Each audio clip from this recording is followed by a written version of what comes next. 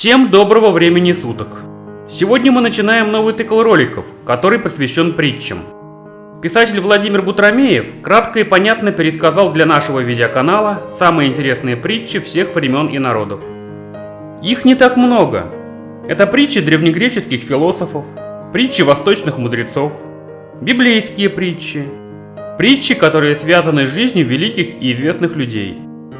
Почти за 5000 лет человечество накопило несколько сотен притч, которые поражают глубиной мысли и помогают понять суть жизни.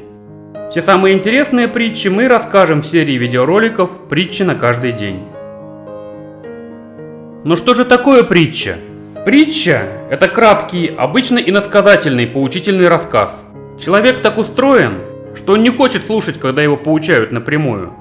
А вот если рассказать ему что-то занимательно, да еще на чем-то примере, то он уже слушает это с интересом.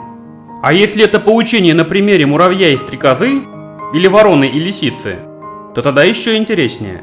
Но это уже басня. Притча, басня, афоризм, пословица и поучительный исторический анекдот близки между собой. Это крупицы мудрости человечества. Притча ненавязчиво дает нам возможность задуматься и самим сделать вывод. Притчеобразными могут быть и роман, и повесть, и сказка, и легенда. Слово «притча» в смысловом переводе с древнерусского языка означает «происшествие», то есть то, что уже случилось, произошло и стало поводом для поучения. Поэтому притча – это как бы предупреждение. Но люди не всегда обращают внимание на предупреждение. И то, что когда-то уже однажды случалось, происходит опять. И об этом все рассказывают. И тогда о таком случае говорят «притча во языцах». То есть такой случай, о котором все говорят, а он все повторяется, повторяется и продолжает повторяться. Закончим этот ролик притчеобразной шуткой. Она называется «Ответ Бога».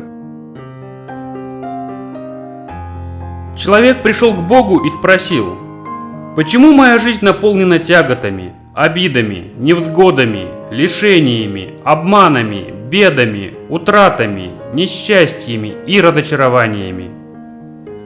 «Зато она коротка», – утешительно ответил Бог.